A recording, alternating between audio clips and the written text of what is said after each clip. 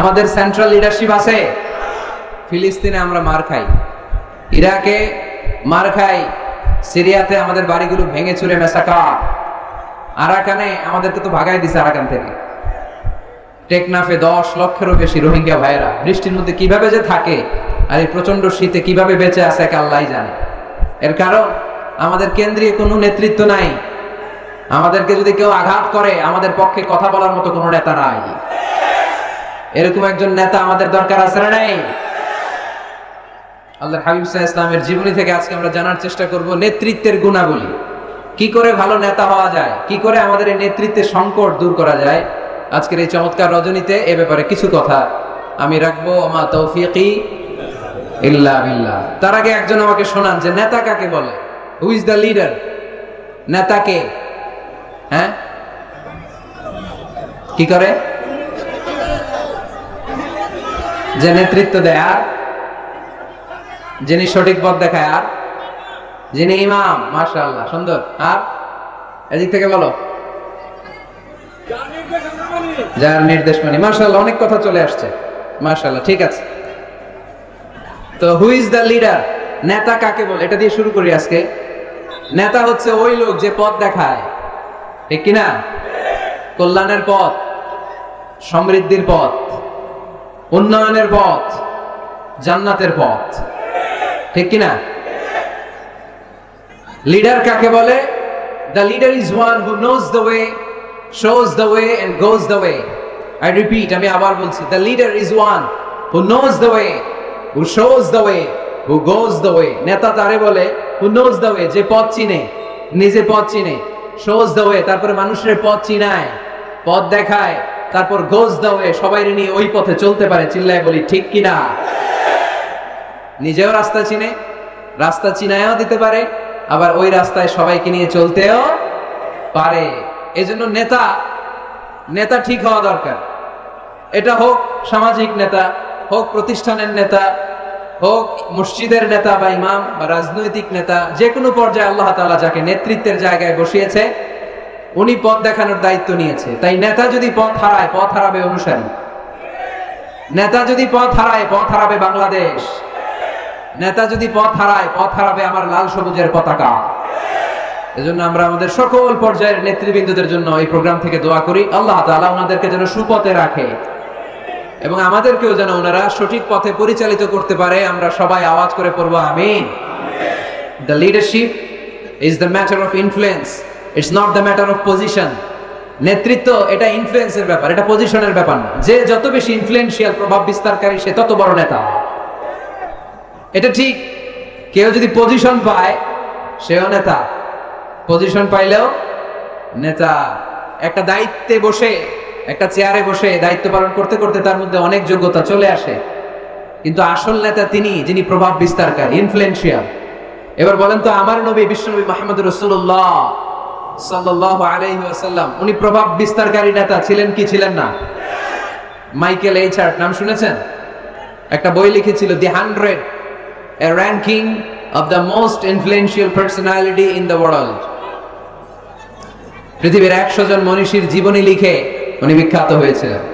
100 জন বিখ্যাত প্রভাব বিস্তারকারী নেতাদের মধ্য থেকে তিনি সর্বপ্রথম র্যাঙ্কিং এ যার নাম দিয়েছেন তিনি হচ্ছেন মুহাম্মদ সাল্লাল্লাহু আলাইহি ওয়াসাল্লাম। আপনাদের খুশি লাগে না?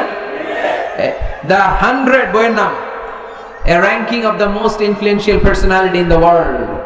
পৃথিবী কাঁপানো 100 জন মনীষীর জীবনী তিনি লিখেছেন। আর 100 জনের মধ্যে নাম্বার 1 কারে দিয়েছেন? আওয়াজ করে বলেন, নাম্বার 1 কে? তিনি প্রভাব বিস্তারকারী নেতা ছিলেন। এজন্য নেতা যদি পথ হারায় খবর আছে, ঠিক কিনা? আমরা নেতাদের জন্য দোয়া করি ওনারা যেন পথ না হারায়। এই নেতাদের ব্যাপারে একটা আয়াত তেলাওয়াত করে আমি আমার আলোচনা শুরু করেছি, যেখানে আল্লাহ তাআলা বলছেন, ইয়াউমা নাদউ কুল্লা উনাসিম বিইমামিহিম। কিয়ামতের দিনটা হবে এমন দিন যেদিন প্রত্যেক দলকে আমি নেতা সহকারে ডাক দিব। পৃথিবীর প্রতিটি মানুষ নেতাদেরকে নিয়ে দাঁড়াবে। নেতারা যদি গোল্লায় যায়, অনুসারীরাও গোল্লায় যাবে। নেতা যদি জাহান্নামে, অনুসারীও জাহান্নামে। নেতা যদি জান্নাতে যায়, অনুসারীরাও জান্নাতে। চিল্লায় বলেন ঠিক কি না? এজন্য আল্লাহ বলেন, ইয়াউমা নাদউ কুল্লা উনাসিম বিইমামিহিম ফামান উতিয়া কিতাবাহু বিয়ামিনিহি فأولئك يقرؤون كتابهم ولا يظلمون فتيلا সুবহানাল্লাহ পড়েন। আল্লাহ বললেন সেদিন দুনিয়ার সব মানুষগুলোকে আমি তাদের নেতা সহকারে ডাকবো, নেতা সহকারে দাঁড় করাবো। সেদিন যাদেরকে ডান হাতে আমলনামা দেয়া হবে তারা তাদের আমলনামা পড়তে থাকবে, আর সেদিনকার বিচারে কারো প্রতি বিন্দু পরিমাণে জুলুম করা হবে না। সুবহানাল্লাহ পড়েন। তাহলে আপনি কি একা একা দাঁড়াবেন? আপনার সাথে কে দাঁড়াবে? আওয়াজ করে আরো জোরে সবাই মিলে বলেন নেতা। নেতা দাঁড়াবে, কর্মীরা দাঁড়াবে। এজন্য নেতা নির্বাচনের সময় সাবধান। নেতার অনুসরণ করে যদি কেউ জাহান্নামী হয়, কিয়ামতের দিন সবাই নেতাকে দোষারোপ করবে। وقالوا ربنا إنا أطعنا سادتنا وكبراءنا فأضلونا السبيل। সেদিন তারা বলবে, হে আমাদের রব, আমরা আমাদের নেতাদের অনুসরণ করেছিলাম আর নেতারা আমাদেরকে ভুল পথ দেখিয়েছে। আজকে আমাদের আগে নেতাদেরকে আপনি শাস্তি দেন, নেতাদেরকে আগে জাহান্নামে ফেলেন, তারপরে নেতাদের পরে আমরা জাহান্নামে ঢুকবো। এজন্য প্রিয় ভাইরা, নেতা নির্বাচনের সময় সাবধান। যে কোনো নেতা, এটা রাজনৈতিক নেতা হতে হবে নট নেসেসারি, আমাদের সামাজিক কোনো অঙ্গ সংগঠনের নেতা, সামাজিক প্রতিষ্ঠানের নেতা, যে কোনো জায়গায় নেতা বানানোর সময় আমরা সাবধানে থাকবো। এবং নেতা যদি ভুল করে ফেলে ওনাকে ভদ্রভাবে শুধরে দেয়া, এটাও আমাদের দায়িত্ব। আওয়াজ করে বলতে হবে, ঠিক কিনা? ঠিক। মসজিদের ইমাম সাহেব, উনি মসজিদের নেতা, ঠিক কিনা? আওয়াজ করে বলেন তো, ইমাম মানে কি? আরে জোরে বলেন। ইমাম সাহেব জোহরের সালাতে 2 রাকাতের পরে বসার কথা, ইমাম সাহেব দাঁড়ায় গেছে, কি করবেন? কি করবেন? ইদা নাবা আহাদুকুম শাইউন ফি সালাতিকুম ফালিয়ুসাব্বিহ, পিছন থেকে আমরা সুবহানাল্লাহ পড়বো, ঠিক কিনা? যদি বাংলাদেশে আমরা কি পড়ে ফেলি? আল্লাহু আকবার পড়ে ফেলি, এতে কাজ হয়ে যায়। কাজ হয়ে যায়। ইমাম সাহেব বুঝতে পারে যে সামথিং গানা রং, কোনো কিছু ঝামেলা হচ্ছে, ভুল হয়েছে, উনি শুধরে যায়। কিন্তু আসলে পড়তে হবে সুবহানাল্লাহ, তাসবিহু লিররিজাল ওয়া তাসফিহু লিন-নিসা। ইমাম ভুল করছে, পুরুষরা ধরতে পারলে পড়বে সুবহানাল্লাহ। পিছনের পুরুষ মুক্তাদিরা কেউ ভুল ধরতে পারে নাই, পিছনের মহিলারা ভুল ধরতে পারছে, ওনারাও শুধরে দিতে হবে, ঠিক কিনা? ওনারা কি করবে? এরকম তাসফিহ করবে, শুধরে দিতে হবে, ঠিক কিনা? আচ্ছা, ইমাম সাহেব কেরাতে ভুল করলেন, 1 বার 2 বার 3 বার, ইমাম সাহেব বারবার আটকে যায়, পড়তে পারে না। তখন আমাদের দায়িত্ব কি? তাফতাহু আলাল ইমাম, ইমামকে ছুটাইয়ে দিতে হবে, শুধরে দিতে হবে, ঠিক কিনা? তো মসজিদের ইমাম যদি ভুল করে, মসজিদের নেতা ভুল করলে যদি শুধরে দিতে হয়, সমাজের নেতাও ভুল করলে শুধরে দেওয়ার দরকার আছে না নাই? এটাও শুধরে দিতে হবে নসিহতের মাধ্যমে, সুন্দর পরামর্শের মাধ্যমে। নেতারাও মানুষ, ওনারা ফেরেশতা নয়, ওনাদেরও ভুল হয়ে যেতে পারে। নসিহতের মাধ্যমে, সুন্দর পরামর্শের মাধ্যমে নেতাদেরকে শুধরে দিতে হবে, ঠিক কিনা? আমরা নেতৃত্বের গুণাবলীর ব্যাপারে কথা শুনব। আমরা আজকে দেখার চেষ্টা করব একজন নেতা হলে কি করতে হয়, নেতার কি কোয়ালিটি লাগে, এবং আমরা একটু সবাই মিলে ক্রস চেক করব, ডাবল চেক করব যে এই গুণগুলো আমার রাসূলের ছিল কিনা। কেমন ভাবে রাসূল সাল্লাল্লাহু আলাইহি ওয়াসাল্লাম এই গুণগুলোর আলোকে আমাদেরকে নেতৃত্ব দিয়েছেন। আমাদের নেতৃত্ব সংকট দূর করার জন্য এগুলোর ব্যাপারে জানার দরকার আছে না নাই? আছে। নেতৃত্ব দিতে হলে সর্বপ্রথম যে কোয়ালিটিটা লাগে সেটা হচ্ছে কাজ করা লাগে। কাজ। কেউ যদি নেতা হইতে চায় তার কি করা লাগবে? আমি প্রশ্ন করলে আমাকে উত্তর করবেন। নেতা হইতে হইলে আগে কি করতে হয়? কাজ। আগে কাজ, পরে নেতা। যে কাজ করে সে নেতা হয়। শুধু বক্তব্য দিলে নেতা হওয়া যায় না, ঠিক কিনা? বক্তব্য সর্বস্ব নেতা কি আমরা চাই? আমরা এমন নেতা চাই যারা কাজ করবে আমাদের জন্য 24 ঘন্টা, যারা আমাদের জন্য মাঠে ময়দানে চলে আসবে, দিন রাত কাজ করে বাংলাদেশকে সোনার বাংলা হিসেবে তারা গড়ে তুলবে। আওয়াজ করে বলেন ঠিক কিনা? তাহলে নেতা হওয়ার জন্য প্রথম যে কোয়ালিটি বৈশিষ্ট্যের দরকার সেটা হচ্ছে আগে কাজ পরে নেতা। আমি প্রশ্ন করব, আপনারা আওয়াজ করে উত্তর দিন। আগে কি? সবাই উত্তর দিতে পারেন নাই, আওয়াজ করে বলেন আগে কি পরে কি? আগে পরে, মনে থাকবে? তাহলে নেতৃত্ব দিতে হলে প্রথমে কাজ করতে হয়। প্রথমে যে কোনো কাজ করো না ভাই, যে কোনো কাজ করো তা যেন হয় সবার চেয়ে সবচেয়ে সুন্দর, ঠিক কিনা? যে কোনো কাজ করো না ভাই, যে কোনো কাজ করো তা যেন হয় সবার চেয়ে সবচেয়ে সুন্দর। হোক না সেটা পড়া লেখা, রঙের ভাষায় ছবি আঁকা, হোক না সেটা সামান্য কাজ কিংবা মহত্তর, তা যেন হয় সবার চেয়ে সবচেয়ে সুন্দর। যে কোনো কাজ করো না ভাই, যে কোনো কাজ করো, তা যেন হয় সবার চেয়ে সবচেয়ে সুন্দর। ঠিক না? যেটাই করি আমরা ওটা যেন উইথ প্রফেশনালিজম, সর্বোচ্চ ইফোর্ট দিয়ে যেন আমরা করি। যে করতে পারবে সেই নেতা হবে, সেই নেতা। তাহলে আমরা বুঝলাম আগে কাজ, পরে to serve before to lead. I repeat, আমি আবারও বলছি, to serve before to lead. নেতৃত্ব দেওয়ার আগে আগে কাজ করতে হবে। আরবিতে বলে সাইয়্যিদুল কওমি খাদিমুহুম। জাতির নেতা তো সে হয় যে জাতির খেদমত করে। খেদমত না করে নেতা হওয়া যায়? কাজ না করে নেতা হওয়া যায়? যায় না। এজন্য আগে কাজ। বক্তব্য দিলে চলবে না, ওই নেতা আমরা মানি না। কাজ করে দেখেন আপনি আমাদেরকে। জনগণের জন্য কাজ করেন, দেশের জন্য কাজ করেন, মাটি ও মানুষের জন্য কাজ করেন, then you are our leader. তখন আপনি আমাদের নেতা, আপনার স্থান আমাদের হৃদয়। ঠিক কিনা? এবার আসলে আমরা দেখি যে আল্লাহ রাসূল সাল্লাল্লাহু আলাইহি সাল্লাম উনি কাজ করতেন কিনা, উনি কাজ করতেন কিনা, নাকি উনি বসে থাকতেন আর বক্তব্য দিতেন? দেখার দরকার আছে না নাই? শুরুতেই আমরা বলেছি আমরা দেখব লিডারশিপের যে কোয়ালিটি গুলো, এগুলো আল্লাহর হাবিবের জীবনে পাওয়া যায় কিনা কোরআন সুন্নাহর আলোকে আমরা ক্রস চেক করব ইনশাআল্লাহ। পড়েন। আল্লাহর হাবিবের কাছে কোরআনের প্রথম 5 আয়াত নাযিল হলো। আল্লাহর হাবিবের বয়স তখন 40 বছর। ইকরা বিসমি রাব্বিকাল্লাযী খালাক, খালাকাল ইনসানা মিন আলাক, ইকরা ওয়া রাব্বুকাল আকরাম আল্লাযী আল্লামা বিল কলম, আল্লামাল ইনসানা মা লাম ইয়ালাম। এই 5টা আয়াত নাযিল হওয়ার পরে বিশ্বনবী ভয় পেয়ে গেলেন। বিশ্বনবীর গায়ে জ্বর চলে আসলো, অন্তর কাঁপতে লাগলো।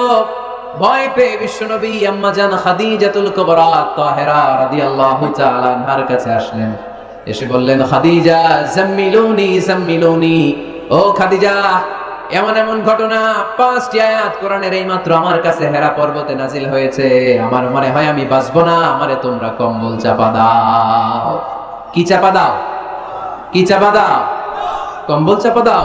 জাম্মিলুনি, আমার কম্বল দিয়ে চাপ দিয়ে ধরো, আমার শীত লাগে, আমার ভয় লাগে, মনে হয় আমি বাঁচবো না। আম্মা জান খাদিজা বললেন, আল্লাহি লা ইউখজিকাল্লাহু আবাদা, ও মুহাম্মদ আপনি ভয় পাবেন না, কখনোই আল্লাহ আপনার অপদস্থ করবে না। কারণ ইন্নাকা লা তাসিলুর রাহিমা, ও মুহাম্মদ নিশ্চয় আপনি আত্মীয়তার সম্পর্ক বজায় রাখেন। ওয়া তাসদুকুল হাদিসা, সব সময় সত্য কথা বলেন। ওয়া তাহমিলুল কাল্লা, আপনি মানুষের বোঝা বইয়ে দেন। ওয়া তাকসিবুল মা'দুমা, যার টাকা পয়সা নাই তারে আপনি রোজগার করে দেন। ওয়া তাকরিউদ দাইফা, আপনি সব সময় মেহমানদারি করতে পছন্দ করেন। ওয়া তুঈনু আলা নাওয়াইবিল হক, সত্য যেখানে বিপন্ন সেখানে আপনি সত্যের বীর সৈনিক হয়ে দাঁড়িয়ে যান। কে বলতেছে? স্ত্রী। কে বলে? স্ত্রী। কার ব্যাপারে বলে? হাজবেন্ডের ব্যাপারে বলে। প্রিয় ভাইরা মনে রাখবেন, কারো ব্যাপারে সঠিক তথ্য যদি পেতে চান, বড় সাহেবের ব্যাপারে বড় সাহেবের ড্রাইভারের কাছ থেকে খোঁজ নিয়েন, বড় সাহেবের ঘরের কাজের বুয়ার কাছ থেকে একটু খোঁজ নিয়েন, বড় সাহেবের বাড়ির দারোয়ান থেকে একটু খোঁজ নিয়েন, আর বড় সাহেবের বউয়ের কাছ থেকেও খোঁজ নিয়েন। এই 4টা সোর্স থেকে যদি আপনি বড় সাহেবের ইনফরমেশন নেন, সব আসল ইনফরমেশন বেরিয়ে আসবে। চিল্লায় বলেন ঠিক কিনা? আল্লাহর হাবিব সাল্লাল্লাহু আলাইহি ওয়াসাল্লামের স্ত্রী আম্মা জান খাদিজাতুল কুবরা তাহেরা রাদিয়াল্লাহু তাআলা আনহা বললেন, আল্লাহি লা ইউখজিকাল্লাহু আবাদা, মুহাম্মদ আপনি ভয় পাবেন না, আপনি ভয় পাবেন না। আল্লাহ শপথ, আমার তো এই আত্মবিশ্বাস আছে আল্লাহ কখনো আপনারে অপদস্থ করবে না। কারণ আপনি আত্মীয়তার সম্পর্ক বজায় রাখেন, সব সময় সত্য কথা বলেন। আপনি সব সময় সত্য বলেন। মানুষ বোঝা টানতে পারে না, তাদের বোঝা আপনি টেনে মাথায় দিয়ে দেন। সুবহানাল্লাহ পড়বেন না? তাকসিবুল মা'দুম, যার উপার্জনের কিচ্ছু নাই, টাকা পয়সা নাই, তারে আপনি উপার্জন করে দেন।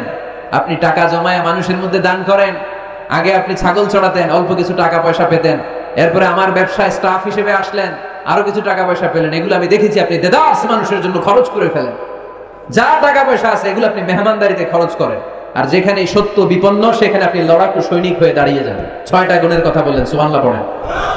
প্রিয় ভাইরা একটু চিন্তা করেন, তখনও উনি নবী হয় নাই, নবী যে হবেন এটা জানতেনই না। আল্লাহর ইলমে তিনি নবী, কিন্তু অফিশিয়ালি নবী হয়েছেন তিনি পৃথিবীতে 40 বছর বয়সে। ঠিক কিনা? তার মানে নবী হওয়ার আগেই, অফিশিয়ালি কোরআন আসার আগেই, অফিশিয়ালি নবুয়ত পাওয়ার আগেই আমার বিশ্বনবী জনকল্যাণমূলক কাজ শুরু করে দিয়েছিলেন। চিল্লায় বলতে হবে ঠিক কিনা? নেতা হন নাই, কিন্তু কাজ শুরু হয়ে গেছে। His mission is there, his vision is there, his work is there. নবী হন নাই, ওহী আসে নাই, কিন্তু কাজ বন্ধ ছিল। কথা কন, কাজ ঠিকই চলেছে। সেই ছোট্টবেলা থেকে তিনি দানবীর, ছোট্টবেলা থেকে মেহমান খাওয়াতে পছন্দ করেন, ছোট্টবেলা থেকে কখনো মিথ্যা বলেন না, ছোট্টবেলা থেকে আত্মীয়দের খোঁজ খবর নেন।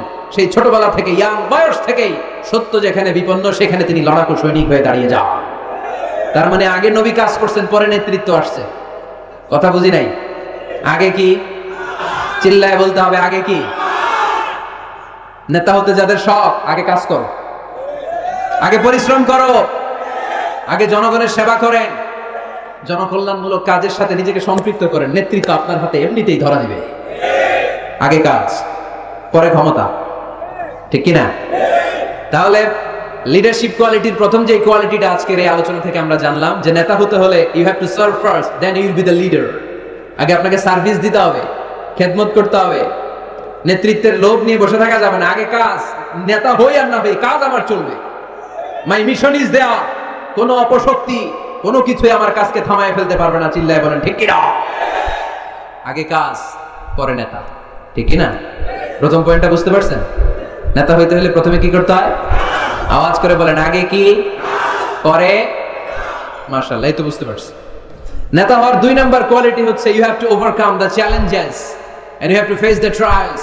আপনাকে চ্যালেঞ্জ মোকাবেলা করার ক্ষমতা থাকতে হবে, বাধা বিপত্তি ডিঙিয়ে সামনে যাওয়ার ক্ষমতা থাকতে হবে, তাইলে আপনি নেতা। নেতা যদি দুর্বল চিত্তের হয়, এটা কি নেতা না খেতা? হ্যাঁ, নেতা হইতে হলে আপনাকে চ্যালেঞ্জ মোকাবেলা করতে জানতে হবে। পাহাড় সম চ্যালেঞ্জ, আপনি এটাকে ডিঙ্গিয়ে চলে যেতে হবে। কোনো কিছু তাকে নাড়ায় না, সে অনড়। কোনো কিছুতে সে টলে না, সে অটল, সে নেতা, ঠিক কিনা? এজন্য আল্লাহ বললেন, ওয়াইদ ইবতালা ইব্রাহিম রাব্বুহু বিকালিমাতিন ফাতাম্মাহুন্না ক্বালা ইন্নী জাঈলুকা লিন-নাসি ইমামা। ও নবী, স্মরণ করেন সে সময়ের কথা যখন আমি ইব্রাহিমকে অনেকগুলো পরীক্ষা করেছিলাম। প্রতিটা পরীক্ষায় ইব্রাহিম সফলতার সাথে উত্তীর্ণ হয়েছে। আর এই কারণে ইব্রাহিমকে ফলাফল স্বরূপ আমি জানিয়ে দিলাম, ইব্রাহিম ইন্নী জাঈলুকা লিন-নাসি ইমামা, আমি তোমাকে গোটা বিশ্বের মানুষের ইমাম বানায়া দিলাম, নেতা বানায়া দিলাম। ইন্নী জাঈলুকা লিন-নাসি ইমামা। When Allah test Ibrahim with some trials and he successfully overcome all the trials, and Allah said, Ibrahim, I'm gonna make you the leader. Ibrahim যতগুলো পরীক্ষা নিয়েছে সবগুলাই পাস। আগুনের পরীক্ষা পাস, নমরুদের পরীক্ষা পাস, কাবা ঘরের দায়িত্ব দেওয়া হয়েছে, এই পরীক্ষায় পাস। সন্তানকে মরুভূমিতে রেখে আসতে বলা হয়েছে, পাস। যতগুলো পরীক্ষা আমি নিলাম সবগুলাই তুমি পাস। তুমি বাধা বিপত্তি ডিঙিয়ে নিজেকে প্রমাণ করতে সক্ষম হয়েছে। আর ফলাফল স্বরূপ আমার ঘোষণা, ইন্নী জাঈলুকা লিন-নাসি ইমামা, আমি তোমার ইমাম বানায় দিলাম, নেতা বানায় দিলাম। তার মানে নেতা হতে হলে যত ওভারকাম আছে, স্ট্রাগল আছে, চ্যালেঞ্জ আছে, এগুলো ডিঙিয়ে সামনের দিকে আগাতে হয়। নেতা ভয় পাইলে চলে না। চিল্লা এখন ঠিক কিনা? বাধা আসবে, বিপত্তি আসবে, নেতা অটল অনড়, তাহলেই চিনি নেতা। বুঝতে পেরেছেন? এবার আমরা দেখি যে আল্লাহ রাসূল সাল্লাল্লাহু আলাইহি ওয়াসাল্লামের জীবনে বাধা বিপত্তি ছিল কিনা, চ্যালেঞ্জ তিনি ওভারকাম করেছিল কিনা। আপনাদের কি মনে হয়, আমার নবীর জীবনে কোনো বাধা বিপত্তি ছিল না? আওয়াজ শুনে তো মনে হয় ছিল না। হ্যাঁ, আবু জাহেল তো আল্লাহ রাসূলকে লাল গালিচা সংবর্ধনা দিছিল, তাই না? হ্যাঁ, গোলাপ ফুলের বিছানা বানায় রাখছিল, তাই না? পাহাড় সম চ্যালেঞ্জ ওভারকাম করে তিনি নিজের নেতৃত্বের প্রমাণ দিয়েছেন। নিজেকে প্রমাণ করে করে তিনি সামনের দিকে এগিয়েছেন, ঠিক কিনা? যেন তেন পরীক্ষা বিশ্বনবী দেন নাই। এমন এমন পরীক্ষা রব্বুল আলামিন বিশ্বনবীর কাছ থেকে নিয়েছেন, গোটা বিশ্বের কোন নবী ওই পরীক্ষা দেয় নাই। আল্লাহর হাবিব সাল্লাল্লাহু আলাইহি ওয়াসাল্লামকে পাগল বলা হয়েছে, হয় নাই? কবি বলা হয়েছে, গণক বলা হয়েছে, গণক। আল্লাহ রাসূল সাল্লাল্লাহু আলাইহি ওয়াসাল্লামকে বলা হয়েছে আত্মার লেজ কাটা নির্বংশ। আল্লাহর হাবিব সাল্লাল্লাহু আলাইহি ওয়াসাল্লাম যখন মক্কায় সালাত পড়তেন, ওটের পচা নারী বুড়ি পিঠে চাপিয়ে দেওয়া হতো। 3 বছর শিয়াবে আবি তালিবের জেলখানায় বন্দী ছিলেন। আপনি বন্দী ছিলেন কয় বছর? আমি ছিলাম কয় বছর? আল্লাহর হাবিব সাল্লাল্লাহু আলাইহি ওয়াসাল্লাম কয় বছর বন্দী?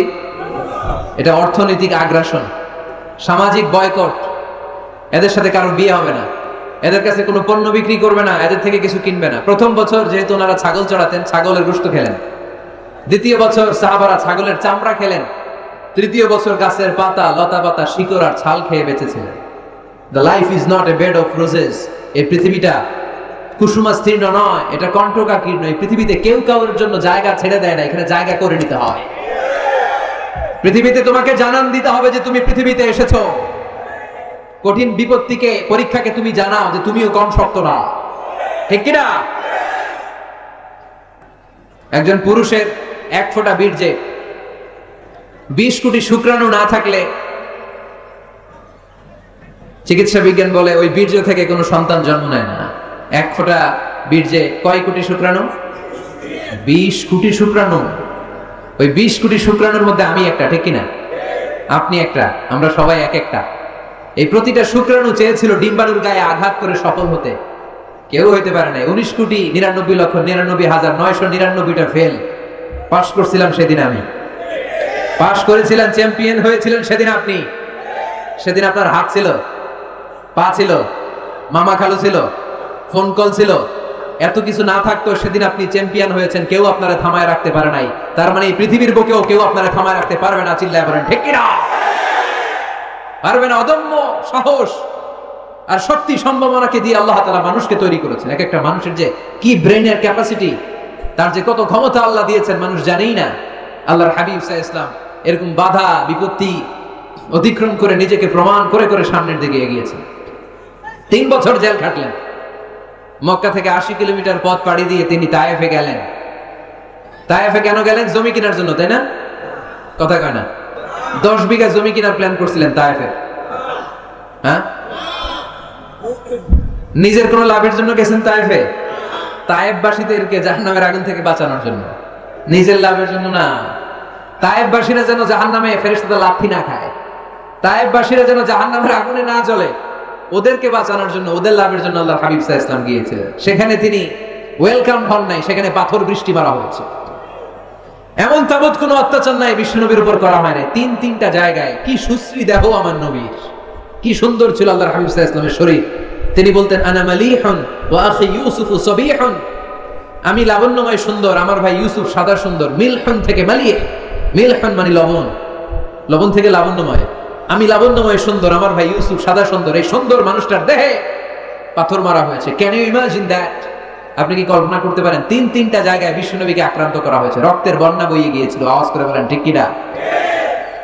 খেয়ে না খেয়ে দিন প্রচারের কাজে নিজেকে দিয়েছ বিলিয়ে, তায়েফের কাফিরেরা চিনল না সে আলো, দুষ্ট ছেলেদের পিছু দিল লেলিয়ে।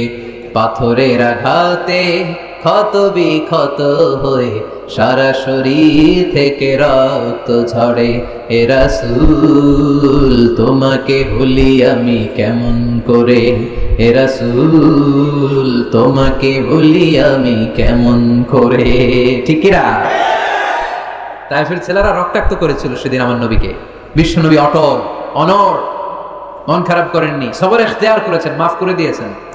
নিজ এলাকা থেকে চলে যেতে বাধ্য করা হয়েছে, হিজরত করলেন মক্কা থেকে মদিনায়। আহা, মক্কাকে এত ভালোবাসতেন বিষ্ণু ইসলাম।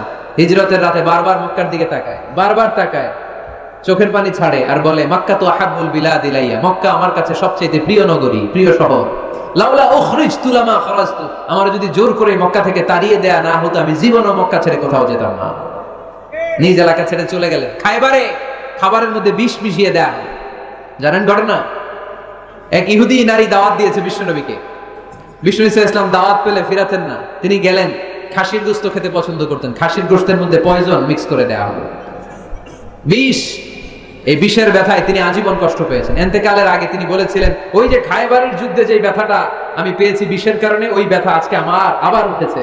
এজন্য আমার নবীর মৃত্যুটা ছিল শাহাদাতের মৃত্যু। তাকে বিষ্ণু ইসলামকে বিষ খাইয়ে এই দুনিয়া থেকে বিদায় করানো হয়েছে। স্বাভাবিক মৃত্যু ছিল না বিশ্বনবীর, ওই বিষের ব্যথায় তিনি মৃত্যুর আগে কাতরাচ্ছিলেন। ব্ল্যাক ম্যাজিক করা হয়েছে, 6 মাস অসুস্থ। লাবিদ ইবনুল আসাম ইহুদিদের মিত্র বিশ্বনবীরে ব্ল্যাক ম্যাজিক করেছে। ব্ল্যাক ম্যাজিক চিনেন না? বান মারা না এলাকায়, নরসিংদীতে আছে। কি বলে এটাকে, কি কয়? হ্যাঁ, কি মারে? বান মারে, জাদুটোনা। এগুলো করেন আপনারা? এগুলো করেন না। আল্লাহর হাবিব সাল্লাল্লাহু আলাইহি ওয়াসাল্লামকে 6 মাস ব্ল্যাক ম্যাজিক করে রাখা হলো। তার মানে অত্যাচার, অনাচার, পরীক্ষার, বাধা বিপত্তির এমন কোনোটা নাই যেটা বিশ্বনবী অতিক্রম করে নাই, ঠিক কিনা? তার মানে যিনি নেতা হবেন তাকে পরীক্ষা দিয়ে নেতা হতে হবে, বাধা বিপত্তি এগিয়ে সামনে যেতে হবে, তা না হলে তিনি নেতা হতে পারবে। তার সবগুলা গুণ বিশ্বনবী সাল্লাল্লাহু আলাইহি ওয়াসাল্লামের মধ্যে ছিল। আলহামদুলিল্লাহ পড়েন। নেতা হওয়ার জন্য 3 নম্বর যে কোয়ালিটি লাগে সেটা হচ্ছে এলোকোয়েন্স, বাগ্মিতা। বক্তব্য দিতে জানা লাগে, বক্তব্যে পারঙ্গমতা থাকা চাই, ফাসাহাত, বালাগাত জানা চাই। নেতা যদি ভাষণ দিতে না পারে এটা কি নেতা? কথা কয় না, এটা নেতা? এজন্য নেতা হইতে হইলে কি করা লাগে? ভাষণ দিতে জানা লাগে। দেখবেন যত বড় নেতা তত চমৎকার তার ভাষণ। আমাদের এদেশের স্বাধীনতার স্থপতি বঙ্গবন্ধু শেখ মুজিবুর রহমানের সেই 7ই মার্চের রেসকোর্সের ভাষণ মনে আছে? এবারে সংগ্রাম, মুক্তির সংগ্রাম, এবারে সংগ্রাম এখনো কানে বাজে, ঠিক কিনা? যতদিন বাংলাদেশ থাকবে ততদিন এই ভাষণ থাকবে কি থাকবে না? তাহলে নেতা হইতে হইলে এরকম ভাষণ জানা লাগে। বারাক ওবামার নাম শুনছেন? কথা কয় না, শুনছেন? শুনছেন? এই লোকটাও চমৎকার ভাষণ দিতে জানতো। যে এলাকায় যাইতো ওই এলাকা ধরে ডাক দিত, লোকজন খুশি হয়ে যেত। নির্বাচনে জিতে প্রথমে উনি গেল শিকাগো সিটিতে, আমেরিকা একটা শহর আছে শিকাগোতে, বিশাল বড় অ্যাসেম্বলি। উনি ভাষণ শুরু করলেন এভাবে, হ্যালো শিকাগো, মানে পুরো শিকাগো শহরটার একটা ডাক দিলেন। শিকাগোর লোক তো আনন্দে আটখান হয়ে কাইত, খুশি। তার মানে নেতাকে ভাষণ দিতে জানতে হয়। কথা বলতে না জানলে নেতা হইতে পারে? কথা বলেন। বক্তব্যে পারঙ্গমতা থাকা চাই, অসাধারণ বক্তব্য দেওয়ার ক্ষমতা থাকা চাই। এবার আসুন দেখি বিষ্ণু সাল্লাল্লাহু আলাইহি ওয়াসাল্লামের এটা ছিল কি ছিল না? আল্লাহর হাবিব সাল্লাল্লাহু আলাইহি ওয়াসাল্লামের বক্তব্য দেওয়ার গুণাবলী ছিল কি ছিল না? সহিহ মুসলিমের বর্ণনা, আল্লাহর হাবিব সাল্লাল্লাহু আলাইহি ওয়াসাল্লাম বলেন, উতিতু জাওয়ামিউল কালিম, আমাকে আল্লাহ তাআলা জাওয়ামিউল কালিম দিয়েছে। মানে আমি এমন কথা বলি, কথাগুলো ছোট কিন্তু এর আবেদন অনেক বড়। আমি কথা বলি অল্প কিন্তু এটার impact in the heart of people, in the heart of the listener, যারা শুনে তাদের হৃদয়ে এটার প্রভাব অনেক বেশি। আমার কথাগুলো concise in wording but comprehensive in meaning. বলি কম, অর্থ বেশি। 1000 লাইন ব্যাখ্যা করো, আমার কথাকে ব্যাখ্যা শেষ করা যায় না। চিল্লায় বলেন ঠিক কিনা? তিনি জাওয়ামিউল কালিম জানতেন, এত সুন্দর পরিষ্কার পরিচ্ছন্ন আরবি ভাষায় তিনি কথা বলতেন। আবার আম্মা জান বলেন, সেই বুখারীর বর্ণনা, আল্লাহর হাবিব সাল্লাল্লাহু আলাইহি ওয়াসাল্লাম যখন বক্তব্য রাখতেন, লাউ আদাহুল আদুল আহসাহু, কেউ যদি চাইতো আল্লাহর হাবিব সাল্লাল্লাহু আলাইহি ওয়াসাল্লাম বক্তব্যে কয়টা বাক্য বলেছেন, কয়টা শব্দ বলেছেন, কয়টা বর্ণ ব্যবহার করেছেন, চাইলে প্রতিটা বাক্য আর শব্দ হাতে গোনা যেত। সুবহানাল্লাহ নাই? এত সুন্দর পরিচ্ছন্ন আরবিতে তিনি বক্তব্য করতেন, কথা বলতেন। লাউ আদাহুল আদুল আহসাহু, কেউ চাইলে গুনতে পারতো যে রাসূল সাল্লাল্লাহু আলাইহি ওয়াসাল্লাম ওনার ভাষণে কয়টা বাক্য বলেছেন, ওনার এই বক্তব্যে তিনি কয়টা শব্দ ব্যবহার করেছেন, চাইলেই গুনা যেত। সুবহানাল্লাহ পড়েন। আল্লাহর হাবিব সাল্লাল্লাহু আলাইহি ওয়াসাল্লাম যখন বর্ণনা করতেন, বুখারীর বর্ণনা, আ'আদাহা সালাসান, গুরুত্বপূর্ণ কোনো কথা বললে এটা 3 বার রিপিট করতেন, হাত্তা তুফহামা আনহু, যাতে এটা সহজে বোঝা যায়। গুরুত্বপূর্ণ কথা বলার সময় কয়বার বলতেন? আল্লাহর হাবিব সাল্লাল্লাহু আলাইহি ওয়াসাল্লাম একবার তাকওয়ার ওয়াজ করছিলেন আর বলছিলেন, আত-তাকওয়া হা হুনা, আত-তাকওয়া হা হুনা, আত-তাকওয়া হা হুনা, ওয়া ইউশিরু ইলা সাদরিহি 3 মাররাত। তাকওয়া এখানে, তাকওয়া এখানে, তাকওয়া এখানে বলে তিনি অন্তরের দিকে 3 বার ইঙ্গিত করেছেন। সুবহানাল্লাহ বলবেন না? তাকওয়া থাকে কোন জায়গায়? কোথায়? নাকি আল্লাহর হাবিব বলছেন আত-তাকওয়া হা হুনা, আত-তাকওয়া হা হুনা, আত-তাকওয়া হা হুনা? কি বলছেন? আত-তাকওয়া হা হুনা। তাকওয়া থাকে হৃদয়ে। তার মানে গুরুত্বপূর্ণ কথা বলার সময় আল্লাহর হাবিব সাল্লাল্লাহু আলাইহি ওয়াসাল্লাম 3 বার রিপিট করতেন। সুবহানাল্লাহ পড়েন। এরপর আম্মা জান আয়েশা রাদিয়াল্লাহু তাআলা আনহা বর্ণনা করেন, বুখারীর বর্ণনা, ইয়াতাকাল্লামু বিকালামিন বাইয়িন ফাসলিন, আল্লাহর হাবিব যখন কথা বলতেন, ইয়াতাকাল্লামু বিকালামিন বাইয়িন, সুস্পষ্ট ভাবে কথা বলতেন, ফাসলিন, থেমে থেমে কথা বলতেন, ইয়াতাহাফফাযুহু মান জালাসা ইলাই, তার আশেপাশে যারা বসে থাকতো চাইলে সবগুলো কথা সহজেই মুখস্থ করে ফেলতে পারত। ইয়াতাকাল্লামু বিকালামিন বাইয়িন, সুস্পষ্ট কথা বলতেন, অস্পষ্ট কোনো কথা আল্লাহর হাবিব সাল্লাল্লাহু আলাইহি ওয়াসাল্লাম কখনো বলেন নাই। ফাসলিন, থেমে থেমে, এক বাক্য শেষ আরেক বাক্য, এক কথা শেষ আরেক কথা। ইয়াতাহাফফাযুহু মান জালাসা ইলাই, এত সুন্দর করে বলতেন তার আশেপাশে যারা বসা চাইলে এগুলো মুখস্থ রাখতে পারতো। আওয়াজ করে পড়তে হবে আল্লাহু আকবার। আবার আল্লাহর নবী মাঝে মাঝে আবেগঘন বক্তব্য দিতেন। সাহাবারা বলেন, বিশ্বনবী মাঝে মাঝে এমন বক্তব্য রাখতেন, ওয়াজিলাত মিনহাল কুলুব যারাফাত মিনহাল আয়ুন, বিশ্বনবীর বক্তব্য শুনে আমাদের হৃদয় বিগলিত হয়ে যেত, বিশ্বনবীর আলোচনা শুনে, নাসিহাত শুনে আমাদের চোখ দিয়ে দাঁড় দাঁড় করে পানি ঝরতো, দাঁড় দাঁড় করে চোখ দিয়ে পানি ঝরতো, হৃদয় বিগলিত হয়ে যেত। তার মানে আবেগঘন বক্তব্য দিতে জানতেন। আবার পাশাপাশি বিশ্বনবী মাঝে মাঝে জেহাদি বক্তব্য দিতেন, তেজস্বী বক্তব্য দিতেন। হাত্তা ইহতামাররাত আইনা ওয়া আলা সাওতু ওয়াশতাদ্দা গাদাবু। মাঝে মাঝে যখন জ্বালাময়ী তেজস্বী ভাষণ দিতেন, চেহারাটা লাল হয়ে যেত, চোখগুলো লাল হয়ে যেত, বিশ্বনবীর কণ্ঠ উঁচু হয়ে যেত, রাগে তিনি গড়গড় করতে থাকতেন, মনে হচ্ছে তিনি সেনাবাহিনীর কমান্ডার। সুবহানাল্লাহ পড়ে। এই বর্ণনাগুলো থেকে বোঝা যায় একজন বক্তার বক্তব্য দেওয়ার যত কোয়ালিটি থাকতে পারে, যত চমৎকার বক্তব্যের পারঙ্গমতা থাকতে পারে, তার সবগুলো আমার নবীর মধ্যে ছিল কি ছিল না? আওয়াজ করে বলেন, ছিল কি ছিল না? তার মানে নেতৃত্বের যে গুণাবলী, তার 3 নাম্বার গুণাবলী হচ্ছে বাগ্মিতা, এলোকুয়েন্স। নেতার কথা বলতে জানতে হবে। আর তার সবগুলো গুণ আমার বিশ্বনবীর জীবনের মধ্যে পাওয়া যায়, ঠিক কিনা? আপনাদের কি কষ্ট হচ্ছে? গরম লাগতেছে না? আমার তো লাগতেছে অনেক। শেষ করে দেই তাইলে, না? হ্যাঁ, কষ্ট হচ্ছে না? তাকবীর দেয়া যাবে? জোরে না আস্তে? কত জোরে? অনেক জোরে।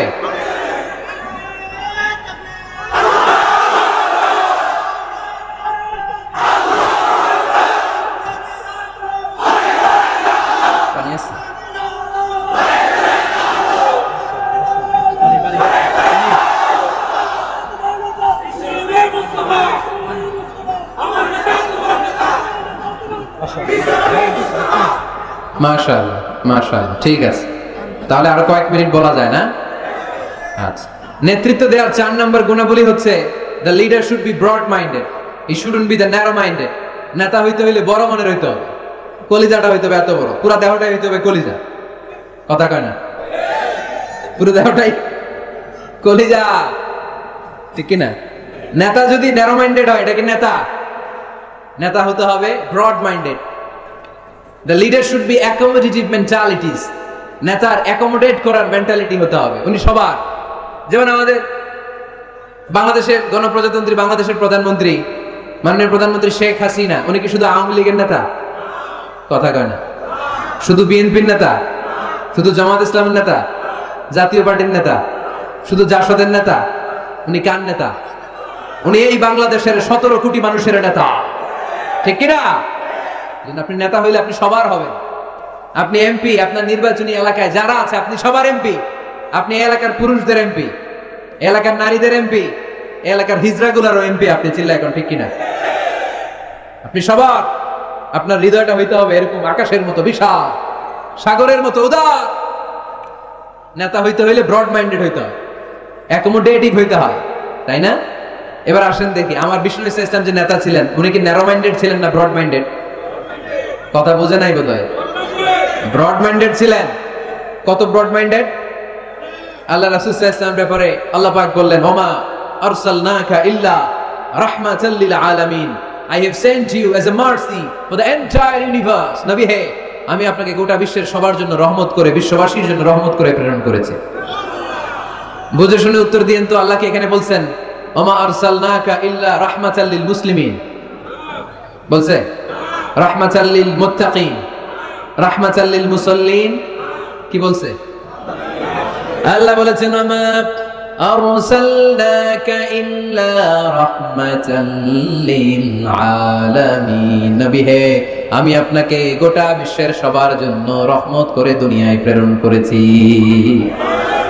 তিনি সবার জন্য রহমত, সবার জন্য। আল্লাহ রাসূল সাল্লাল্লাহু আলাইহি ওয়াসাল্লাম ছিলেন ব্রড মাইন্ডেড, সবার জন্য তিনি রহমত। মানুষের জন্য রহমত, জিন জাতির জন্য রহমত, ফেরেশতাদের জন্য রহমত, মৎস্যকুলের জন্য রহমত, পক্ষীকুলের জন্য রহমত, গোটা বিশ্বের সবার জন্য। আস্তিকদের জন্য যেমনি রহমত, নাস্তিকদের জন্য রহমত, ঠিক কিনা? আল্লাহর হাবিব সাল্লাল্লাহু আলাইহি ওয়াসাল্লাম একবার একটা লাশ দেখে দাঁড়িয়ে গেলেন। কি দেখে? লাশ দেখে দাঁড়ালেন। সাহাবারা বললেন ইন্নাহু ইয়াহুদি। নবী, ইন্নাহু ইয়াহুদি, এটা ইহুদির লাশ, আপনি দাঁড়ালেন যে? আল্লাহর হাবিব সাল্লাল্লাহু আলাইহি ওয়াসাল্লাম বললেন আওয়ালাইসাত নাফসান, এটা কি মানুষ না?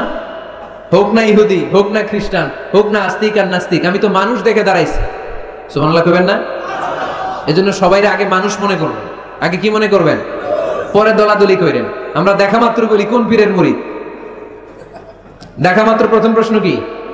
হ্যাঁ, কোন পীরের মুরিদ? কোন দল করেন? হ্যাঁ, ভারতপন্থী না পাকিস্তানপন্থী? আছে না নাই? এই যে দলাদলি, খালি পিস পিস করি, খালি ভাগাভাগি। যারা পিস পিস করে আল্লাহ এদেরকে পিস পিস করে ফেলবে, ঠিক কিনা?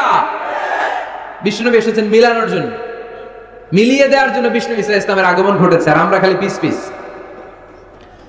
আমরা আহলে হাদিস মসজিদ বানাই এক জায়গায়, এক এলাকায় আহলে হাদিস মসজিদ, আরেক এলাকায় হারাও বানাইছে হানাফি মসজিদ, আছে না নাই? আহলে হাদিস মসজিদে হানাফি মুসল্লি ঢুকতে পারবে না, হানাফি মসজিদে আবার আহলে হাদিসরা ঢুকতে পারবে না। কোথায় চলে গেলাম আমরা? আমরা মানুষকে মানুষ হিসেবে কনসিডার করি না। সে মুসলমান, এটা তার বড় পরিচয়, এটা আমরা সামনে আনতে চাই না। আগে নিয়ে আসি হানাফি না আহলে হাদিস, আগে নিয়ে আসি বিএনপি না আওয়ামী লীগ। সে যে মানুষ, তার বড় পরিচয়। তারপর সে মুসলিম, সে আমার ভাই, এটা আমরা ভুলে গিয়েছি। আওয়াজ করে বলেন ঠিক কিনা? ভুলে গেছি। আমাদের প্রভু এক, এক নবীর উম্মত, জীবন বিধানে ওই শিবানী কোরআন। আমাদের প্রভু এক, এক নবীর উম্মত, জীবন বিধানে ওই শিবানী কোরআন। তবে কেন এক নও হে মুসলমান, একে হও করিয়া হবান। বাইতুল্লাহ এক, মদিনা শরীফ এক, উহুদ পাহাড় এক, বদরের মাঠ এক, ঠিক না? বাইতুল্লাহ এক, মদিনা শরীফ এক, উহুদ পাহাড় এক, বদরের মাঠে। একটা তো জীবন আর মরণ তো একটাই, একসাথে মিলে মিশে একটাই প্রাণ। তবে কেন এক নও হে মুসলমান, একে হও করিয়া হবান। আমাদের প্রভু এক, এক নবীর উম্মত, জীবন বিধান এক, ওই শিবানী কোরআন। তবে কেন এক নও হে মুসলমান, একে হও করিয়া হবান, ঠিক কিনা? বাইতুল্লাহ এক, মদিনা শরীফ এক, বদরের মাঠ এক, উহুদের প্রান্তর এক, কোরআন এক, নবী এক, আল্লাহ এক। কিন্তু আমরা আছি কিলাকিলি নিয়ে, ঠিক কিনা? এই কিলাকিলি আমরা আর করতে চাই, দলাদলি আমরা করতে চাই, আমরা ঐক্য চাই। আমরা কি চাই? এমন ঐক্যের সিন্ডিকেট আমাদের করতে হবে যাতে কোনো অপশক্তি এই সিন্ডিকেটকে ভাঙতে না পারে। চিল্লায় বলো ঠিক কিনা?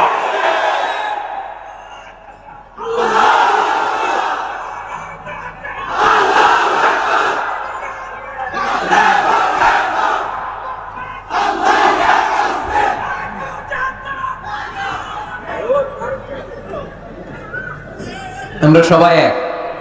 আওয়াজ করে বলতে হবে আমরা সবাই কি? আরো জোরে আমরা সবাই কি? আল্লাহর হাবিব সাল্লাল্লাহু আলাইহি ওয়াসাল্লাম ইহুদির লাশ দেখে দাঁড়ায়। অন্যরা বললেন ইন্নাহু ইয়াহুদি, আপনি যে ইহুদির লাশ দেখে দাঁড়ান। সাহাবী বললেন আওয়ালাইসাত নাফসান, এটা কি মানুষ না? আমি তো মানুষ দেখে দাঁড়িয়েছি। আল্লাহর হাবিব সাল্লাল্লাহু আলাইহি ওয়াসাল্লাম বললেন এটা কি মানুষ না? আমি তো মানুষ দেখে দাঁড়িয়েছি। জাদুল মাআদ ফি হাদি খায়রিল ইবাদ, ইবনুল কাইয়িম আল জাওজিয়ার লেখা আল্লাহ রাসূল সাল্লাল্লাহু আলাইহি ওয়াসাল্লামের বায়োগ্রাফির উপর একটা বই। এই বইতে এবং আসির আল হারাবিয়াতে একটা ঘটনা এসেছে যে আল্লাহর হাবিব সাল্লাল্লাহু আলাইহি ওয়াসাল্লামের সাথে দেখা করার জন্য নাজরান থেকে 60 জন খ্রিস্টান পাদ্রী এসেছিল। কয়জন? আওয়াজ করে বলেন। খ্রিস্টান পাদ্রী। এখন আসার পরে রাসূল সাল্লাল্লাহু আলাইহি ওয়াসাল্লাম ওনাদেরকে নিয়ে কই বসবেন, জায়গা নাই। এক সাহাবী বলে এক কাজ করি, যেহেতু দুপুরবেলা আসছে, পাহাড়ের ছায়া আছে, এই ছায়াতে নিয়ে বসি। আল্লাহর হাবিব বললেন না, এরা খ্রিস্টান মেহমান, আবার পাদ্রী, ওই ধর্মের আলেম, এদেরকে বুঝি পাহাড়ের মরুভূমিতে নিয়ে বসা যায়? আরেক সাহাবী বললেন ইয়া রাসূলুল্লাহ, আমার খেজুর বাগানের সব খেজুর পেড়েছি, এবার খেজুরের পাতাগুলো কাটলে সমস্যা নাই, সব খেজুরের পাতা কেটে বাগান থেকে এনে আমি খেজুর পাতার একটা বিছানা বানায় দেই বড় করে, এটাতে নিয়ে বসো। আল্লাহর হাবিব সাল্লাল্লাহু আলাইহি ওয়াসাল্লাম বললেন এটা কথা বললা?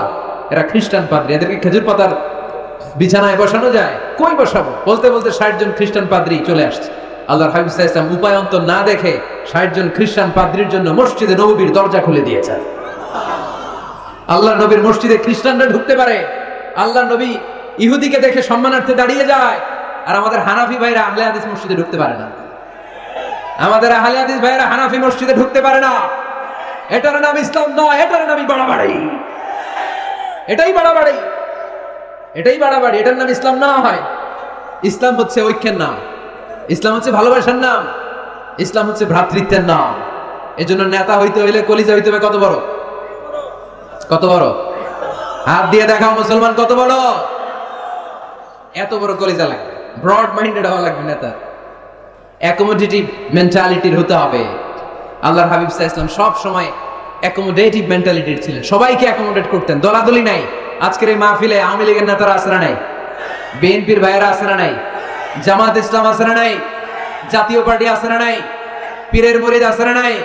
তাবলীগের ভাইয়েরা আছে না নাই?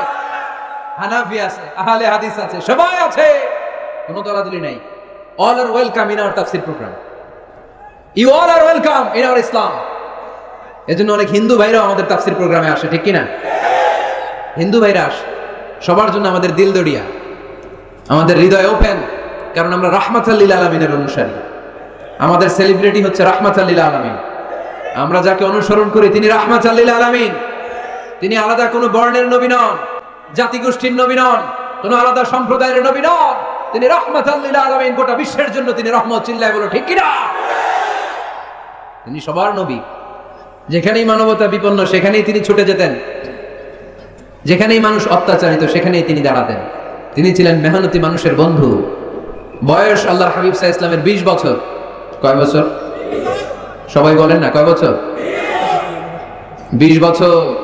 ইয়ামানের এক লোক ব্যবসায়িক পণ্য এনে মদিনায়, মক্কায় বিক্রি করলো। মক্কার এক ব্যবসায়ী তার কাছ থেকে পণ্য কিনে টাকা দিতে চায় না। সে টাকা চাইলে সে বলে, আমি মক্কার লোক, এটা আমার এলাকা, আমার দাপট, টাকা দিব না, কি করবি? ইয়ামানের লোকটা কান্না জোড়ে দিল, কে আছে আমারে সাহায্য করা? আল্লাহর হাবিব সাল্লাল্লাহু আলাইহি ওয়াসাল্লাম এই দৃশ্য দেখে মাজলুমদের পক্ষ নেয়ার জন্য একটা শপথ করলেন। এই শপথটার নাম হচ্ছে হালাফুল ফুদুল। শপথটার নাম কি? হালাফুল ফুদুল, যেটা আমরা বাংলাদেশে বলি, কি বলি? হেলফুল ফুজুল। নরসিংদীতে এরকম আছে না নাই? হেলফুল ফুজুল নামে কোনো সংগঠন করেন নাই আপনারা? আছে না? মাশাআল্লাহ, এই যারা করছে আছে। আল্লাহর হাবিব সাল্লাল্লাহু আলাইহি ওয়াসাল্লাম হালাফুল ফুদুল করেছেন, হাতে হাত রেখে শপথ করলেন যে মক্কার জমিনে কোনো টেন্ডারবাজি চলবে না, কোনো চাঁদাবাজি চলবে না, কোনো অন্যায় চলবে না, দুর্বলের উপর সবলের অত্যাচার চলবে না। যারাই মাজলুম হবে হাতে হাত রেখে আমরা তাদের সাথে দাঁড়িয়ে যাব।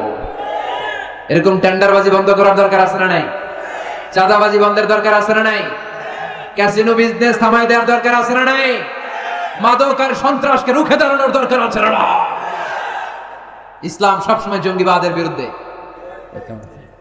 ইসলাম সবসময় মাদকের বিরুদ্ধে, ইসলাম সবসময় কট্টরপন্থার বিরুদ্ধে, ইসলাম সবসময় শান্তির পক্ষে, ঠিক কিনা? ইসলাম আর জঙ্গিবাদ কি এক? জেহাদ আর জঙ্গিবাদ কি এক?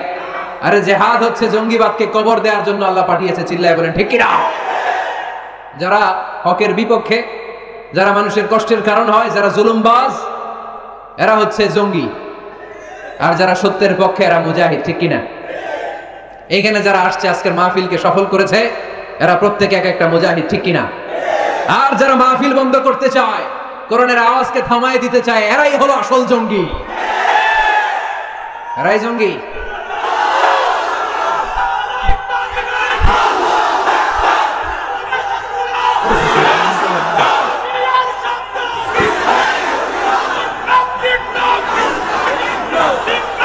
আল্লাহর হাবিব সাল্লাল্লাহু আলাইহি ওয়াসাল্লাম তিনি সব সময় সত্যের পক্ষে ছিলেন। তার মানে এই পৃথিবীতে সবচেয়ে বড় মুজাহিদের নাম হচ্ছে মুহাম্মদ সাল্লাল্লাহু। আচ্ছা দেখি আপনাদের কমন সেন্স কতটুকু। আল্লাহর হাবিব যদি সবচেয়ে বড় মুজাহিদ হয়, তাহলে আল্লাহর হাবিব সাল্লাল্লাহু আলাইহি ওয়াসাল্লামের সময়ের সবচেয়ে বড় জঙ্গিটার নাম কি? আবু জাহেল, ঠিক কিনা? মুসা আলাইহিস সালাম ছিলেন মুজাহিদ, তার মানে ওনার সময়ের সবচেয়ে বড় জঙ্গিটার নাম কি? ইব্রাহিম আলাইহিস সালাম ছিলেন মুজাহিদ, ওনার সময়ের সবচেয়ে বড় জঙ্গির নাম কি? এখনো যারা কোরআনের পক্ষে, ইসলামের পক্ষে, আমার নবীর পক্ষে, এরা এক একটা মুজাহিদ। আর যারাই কোরআনের বিপক্ষে, এরা এক একটা জঙ্গি। এরাই জঙ্গি। ডেফিনেশন খুব সহজ। যারা হকের পক্ষে মুজাহিদ, যারা কল্যাণের পক্ষে এরা মুজাহিদ, যারা হকের বিপক্ষে এরা জঙ্গি। এই জঙ্গিবাদের কবর রচনা করার জন্য আল্লাহ তাআলা জিহাদকে ফরজ করেছেন। এজন্য জিহাদ আর জঙ্গিবাদকে কখনো গোলানো যাবে। আল্লাহর হাবিব সাল্লাল্লাহু আলাইহি ওয়াসাল্লাম ছিলেন মেহনতি মানুষের বন্ধু। মেহনতি খেটে খাওয়া মানুষকে আমার নবী এত ভালোবাসতেন যে বিদায় হজের মতো এত গুরুত্বপূর্ণ ভাষণেও বাদ যায়নি খেটে খাওয়া মানুষের কথা। তিনি বলেছেন, আরে কাকুম আতঈমুহুম মিম্মা তাকুলুন ওয়াকসুহুম মিম্মা তালবিসুন। খবরদার, তোমাদের অধীনস্থ কর্মচারীদের সাথে খারাপ আচরণ করো না। তোমরা যা খাবে তাদেরও তা খেতে দিও, তোমরা যা পড়বে সেখান থেকে তাদেরকেও পোশাকের ব্যবস্থা করে দিও। মেহনতি মানুষের কথা বিষ্ণু বিদায় হজের ভাষণে বলেছেন, ঠিক কিনা? তার মানে আমার নবী কি ন্যারো মাইন্ডেড ছিলেন না ব্রড মাইন্ডেড? আওয়াজ করে বলতে হবে, ন্যারো মাইন্ডেড না ব্রড মাইন্ডেড? Broad minded. এই ছেলে, তোমার এত ফটো সেশন লাগে কেন? কি হইছে? বসে থাকো, এত ফটো তুলো না। তো নেতা হইতে হইলে বড় মনের অধিকারী হইতে হয়। তার মানে এই কোয়ালিটি আমার নবীর মধ্যে ছিল কি ছিল না? আওয়াজ করে বলতে হবে, ছিল কি ছিল না? কষ্ট হইতেছে আপনাদের? নেতা হওয়ার জন্য 5 নম্বরে যে গুণটা লাগে সেটা হচ্ছে ট্রুথফুলনেস এন্ড দ্য ট্রাস্টওয়ার্দিনেস। নেতার সত্য কথা বলা লাগবে আর আমানতদার হওয়া লাগবে, ঠিক কি না? মিথ্যা কথা বললে এটা কি নেতা? এটা কি? হ্যাঁ, আমি কই নাই, আপনারা কইছেন, আমার কোনো দোষ নাই। ট্রাস্টওয়ার্দিনেস থাকতে হবে, মানে আমানতদারিতা থাকতে হবে। আল্লাহর হাবিব সাল্লাল্লাহু আলাইহি ওয়াসাল্লাম কোথাও গেলেই মক্কার লোকেরা খুশি হয়ে যেত, বলতো যা আমিন রাদিনা বে, আরে আমিন আসছে, আলামিন as-sadiq al-amin, সত্যবাদী এসেছে। ওয়া আনজির আশিরাতাকাল আকরাবিন, হে নবী মুহাম্মদ, তুমি তোমার নিকট আত্মীয়দেরকে এবার জাহান্নামের ভয় দেখাও। মক্কায় যখন এই আয়াত নাযিল হলো, আল্লাহর হাবিব সাল্লাল্লাহু আলাইহি ওয়াসাল্লাম সাফা পাহাড়ের উপরে উঠে ডাক দিলেন, ও কুরাইশের লোকেরা, ও হাশমি খানদানের লোকেরা, ও আমার বংশের লোকেরা। ডাক দেওয়ার সাথে সাথে সব লোক, কারণ কণ্ঠটা চিনা, সবাই বুঝতে পারছে এটা মুহাম্মদ সাল্লাল্লাহু আলাইহি ওয়াসাল্লামের কণ্ঠ।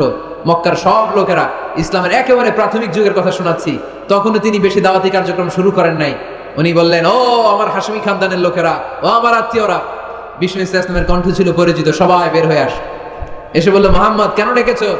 আল্লাহর হাবিব সাল্লাল্লাহু আলাইহি সাল্লাম বললেন, আমি যদি এখন তোমাদেরকে বলি, এখনই আমি যদি তোমাদের বলি এই সাফা পাহাড়ের পেছনে একদল নাঙ্গা তলোয়ার নিয়ে ঘোড়সাওয়ার তোমাদেরকে কচু কাটার জন্য অপেক্ষা করছে, তোমরা কি আমার কথা বিশ্বাস করবা? আমার কথা শুনতেছেন আপনারা? মনোযোগ আছে না গেছে? আল্লাহর হাবিব সাল্লাল্লাহু আলাইহি ওয়াসাল্লাম বললেন, আমি যদি বলি সাফা পাহাড়ের পেছনে নাঙ্গা তলোয়ার নিয়ে একদল ঘোড়সাওয়ার তোমাদেরকে কচু কাটার জন্য অপেক্ষা করছে, বিশ্বাস করবা? মক্কার সবগুলো লোক একসাথে বলল, নাআম, অবশ্যই বিশ্বাস করব, কারণ মা জাররাবনা আলাইকা ইল্লা সিদকা, মুহাম্মদ আমরা জীবনে তোমার থেকে একদিনও একটা মিথ্যা কথা শুনি নাই। We have never been experienced a single lie from you in our life. কথাটার ওজন কত খেয়াল করতে হবে। এই কথাটার ওজন কতটুকু খেয়াল করেন। এলাকার লোকেরা ঘোষণা দিয়ে দিচ্ছে, মা জাররাবনা আলাইকা ইল্লা সিদকান, we have never ever experienced a single lie from you. আমরা আমাদের জীবনে কোনোদিন তোমার থেকে একটা মিথ্যা কথা শুনি নাই, তাই তুমি যাই বলবা তাই বিশ্বাস করবে। সুবহানাল্লাহ কইতে পারলেন না? চিন্তা করছেন? চিন্তা করছেন এলাকাবাসীর মন্তব্য বিষ্ণু ঈসা ইসলামের ব্যাপারে কত দামি মন্তব্য। এই এক মন্তব্যে বিগত 40 বছরের সার্টিফিকেট আছে, চিল্লায় বলেন ঠিক কিনা? বিগত 40টি বছর আমার নবী মক্কায় বড় হয়েছেন, মক্কায় ভেড়া চড়িয়েছেন, আম্মাজান খাদিজার আন্ডারে ব্যবসা করেছেন। বিশ্বনবী সব ছিল এই মক্কাবাসীদের সাথে। এই মক্কাবাসীরা এক বাক্যে বিগত 40 বছরের সার্টিফিকেট দিয়ে দিলেন, we have never ever been experienced a single lie from you Muhammad, মা জাররাবনা আলাইকা ইল্লা সিদকান, আমরা জীবনে বিগত 40 বছরে তোমার থেকে একটা মিথ্যা শুনি নাই, তাই তুমি যাই বলবা তাই বিশ্বাস করো। সুবহানাল্লাহ। এত আস্তে? নেতা হইতে হইলে এরকম নেতা হওয়া লাগবে, যাতে এলাকার লোক বলতে না পারে যে আপনি মিথ্যাবাদী। সবগুলো লোক যেন দাঁড়িয়ে বলে, জীবনে এর মুখে কোনোদিন মিথ্যা শুনি নাই, জীবনে আমাদের কোনো কাজ করতে যে আমাদের কাছ থেকে একটা পানও খায় নাই, জীবনে আমাদের কাছ থেকে কোনো টাকা নেয় নাই, আজীবন শুধু দিছে, নেয় নাই, দিয়ে গেছে, কিছু চায় নাই। এরকম নেতা হওয়া দরকার আছে না নাই? আল্লাহ রাসূল সাল্লাল্লাহু আলাইহি ওয়াসাল্লাম এতটাই আমানতদার ছিলেন, আম্মাজান খাদিজাতুল কুবরা রাদিয়াল্লাহু তাআলা আনহা শুধুমাত্র কেবলমাত্র বিশ্বনবীর আমানতদারিতায় মুগ্ধ হয়ে বিশ্বনবীকে বিয়ের প্রস্তাব দিয়েছে। শুধু আমানতদারিতা দেখে তিনি বিয়ের প্রস্তাব দিয়েছিলেন। এতটাই আমানতদার ছিল বিশ্বনবী সাল্লাল্লাহু আলাইহি ওয়াসাল্লাম, কাফির মুশরিকরাও আমানতের প্যাকেট বিশ্বনবীর কাছে রেখে যেত। একজন এসে বলল, আমি তায়েফে যাব, এইখানে 5000 দিরহাম মুহাম্মদ তোমার কাছে আমানত রেখে গেলাম। দল করে আবু জাহেলের। দল করে কার? কথা বুঝে নাই বোধহয়। দল করে কার? আমানত রাখতে আসে কার কাছে? আল্লাহর হাবিব যদি বলতেন দল করো আবু জাহেলের, আমার কাছে আমানত কেন, আবু জাহেলের কাছে রাখো, ওরা কই না দল করি পেছে কইরা, আমানত আপনার কাছে রাখতে হবে। কারণ এই টাকার প্যাকেট যদি আবু জাহিল্লার কাছে রাখি, কয়দিন পরে আইসা দেখবো টাকাও নাই, প্যাকেটও নাই। ঠিক কিনা? কি বড় আমানতদার ছিলেন বিষ্ণু ইসলাম। আমানতের মাল দিয়ে বিষ্ণুনবীর ঘর বোঝাই করা ছিল। আল্লাহর হাবিব যে রাতে মক্কা থেকে মদিনায় হিজরত করতে যাবেন, ওই রাতে এই আমানতের সম্পদগুলো বুঝিয়ে দেওয়ার জন্য চাচাতো ভাই আলী রাদিয়াল্লাহু তাআলা আনহুকে ডেকে অ্যাপয়েন্টমেন্ট দিয়েছেন যে আলী, আমি তো চলে যাচ্ছি আমার জন্মভূমি মক্কা ছেড়ে মদিনায়, এই আমানতের সম্পদগুলো তোমার দায়িত্বে, তুমি বুঝাই দেবা। সাইয়েদনা আলী রাদিয়াল্লাহু তাআলা আনহু বলেন, একদিন নয়, 2 দিন নয়, এই আমানতের মালামালগুলো মক্কার লোকদের কাছে পৌঁছাতে আমার 3 দিন সময় লেগেছে। সুবহানাল্লাহ কইতে বললেন না? টানা 3 দিন সময় নিয়ে তিনি আমানতের সম্পদ বুঝিয়ে দিয়েছেন। এজন্য বিষ্ণু বলেছেন, ইদা দুকিয়াতিল আমানাতু ফান্তাযিরি সাআ। সহিহ বুখারীর বর্ণনা, যখন আমানতের খেয়ানত হয়ে যাবে তখন কিয়ামত হয়ে যাবে। এখন আমানতের খেয়ানত আছে না নাই? সাহাবারা বললেন, ইয়া রাসূলুল্লাহ কাইফা ইদাআতুহা, কেমন করে আমানতের খেয়ানত হয়? বিশ্বনবী বললেন, ইদা বুসিদাল আমরু ইলা গায়রি আহলিহি ফান্তাযিরি সাআ। যে লোক যেই চেয়ারে বসার যোগ্য নয়, তারে যখন ওই চেয়ারে বসিয়ে দেয়া হবে তখন কিয়ামত হয়ে যাবে। যে যেটার যোগ্য না, আরে ওই দায়িত্ব দিলে, ওই জায়গায় বসাইলে ঝামেলা আছে না নাই? আমি কোরআনের আয়াত তেলাওয়াত করতে পারি না, আমি হাদিস জানি না, আমি ফিকহ শাস্ত্র জানি না, আমারে বানাইছেন প্রধান বক্তা, যদি এমন হয় তাহলে এটা আমানতের খেয়ানত না? একজনের যোগ্যতা নাই, আরে আপনি বড় দায়িত্ব দিয়ে দিয়েছেন, এটা আমানতের খেয়ানত কিনা? কথা বলেন। কেরাত পড়তে পারে না, শুদ্ধ কেরাত জানে না, বানাইছেন মসজিদের ইমাম, এটা আমানতের খেয়ানত হয়েছে না? যেই লোক যেই চেয়ারে বসার যোগ্য না, তারে যদি ওই চেয়ারে বসায় দেয়, আমানতের খেয়ানত হয়ে যাবে। আর যখনই আমানতের খেয়ানত শুরু হয়ে যাবে তখনই কিয়ামত হয়ে যাবে। চিল্লায় বলেন ঠিক কিনা? তাহলে নেতা হইতে চাইলে সত্যবাদী হন, নেতা হইতে চাইলে আমানতদার হন, বিশ্বনবীর মতো। কার মতো? কার মতো? কথা বুঝতে পারছেন? আরো শুনবেন? হ্যাঁ, হুজুর শেষ করে দেই নাকি? কষ্ট পাচ্ছে। যেই পরিমাণে লোক, যেই পরিমাণে এইখানে 8টা প্রজেক্ট করে, ওইখানে লক্ষ লক্ষ লোক, আপনারা সেফলি এক্সিট করতেও 1 ঘন্টা লাগবে। থামেন থামেন।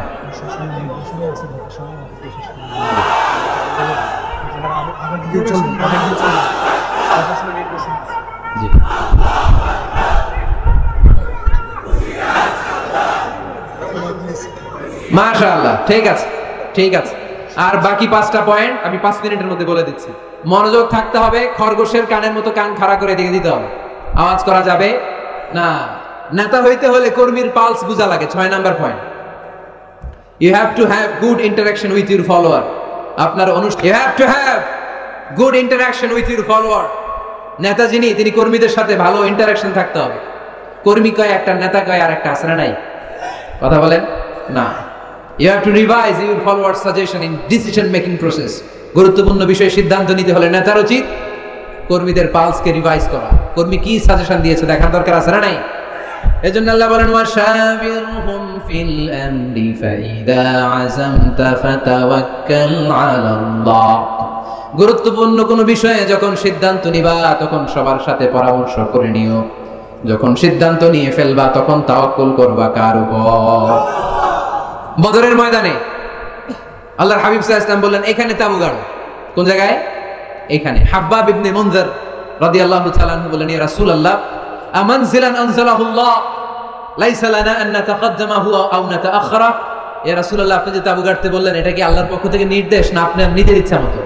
আল্লাহর হাবিব বললেন, না, এটা আমার রায়। ওয়াল হারবু ওয়াল মাকিরা, আমার মনে হয়েছে বদরের এইখানে তাবু গাড়লে ভালো হবে। হাব্বাব বলে, না ইয়া রাসূলুল্লাহ, লাইসা হাদা বিমানজিল, এখানে তাবু গাড়লে ভালো হবে না।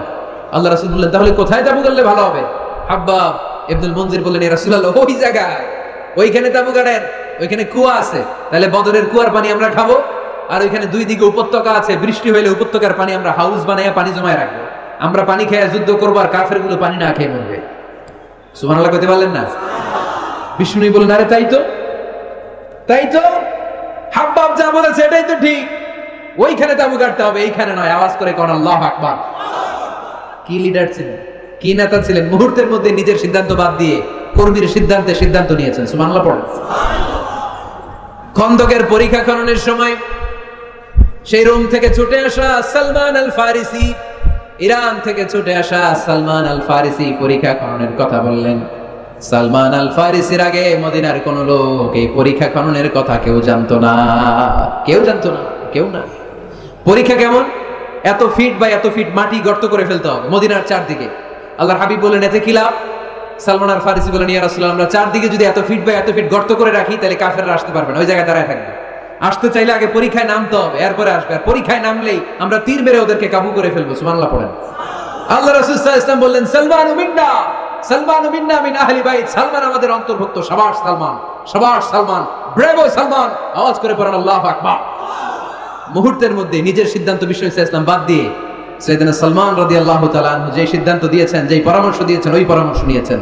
তার মানে নেতা যদি হতে হয়, a true leader, a charismatic leader যদি আপনি হতে চান, আপনার কর্মীদের পরামর্শের গুরুত্ব আপনার কাছে থাকার দরকার আছে না নাই? নেতা হওয়ার 7 নাম্বার গুণ হচ্ছে আপনাকে কনফ্লিক্ট রিজলভিং এবিলিটি থাকতে হবে, বিরোধ নিষ্পত্তি করার মতো ক্ষমতা থাকতে হবে, আপনার কূটনৈতিক চাল চালার মতো ক্ষমতা থাকার দরকার আছে না নাই? আল্লাহর হাবিব সাল্লাল্লাহু আলাইহি ওয়াসাল্লামকে কূটনৈতিক জ্ঞান দিয়ে আল্লাহ তাআলা এমন প্রজ্ঞাবান করেছেন, গোটা বিশ্বের সব কূটনীতি এক পাল্লায়। আমার বিশ্বনবীর কূটনীতি যদি আরেক পাল্লা রাখা হয়, বিশ্বনবীর কূটনীতি আর প্রজ্ঞার ওজন ভারী হয়ে যাবে। হি ওয়াজ এ ভেরি গুড মিডিয়েটর।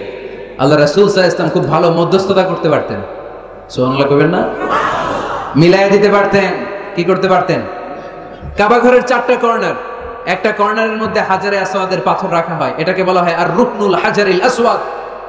এই হাজারে আসওয়াদের পাথরটা এটা জান্নাতি পাথর। কিয়ামতের দিন আল্লাহ এই পাথরে 2টা চোখ দিবে, একটা জিহ্বা দিবে, এই পাথর কথা বলবে।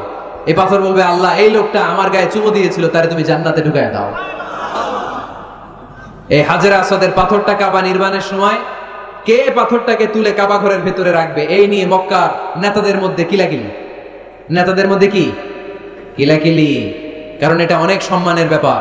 সব নেতারা ঘোষণা দিল, কাউকে আমরা এই সম্মান দিতে চাই না, কাউকে। একটা মেয়ে হিন্দু মেয়ে মুসলমান হবে অনেক আগে থেকেই।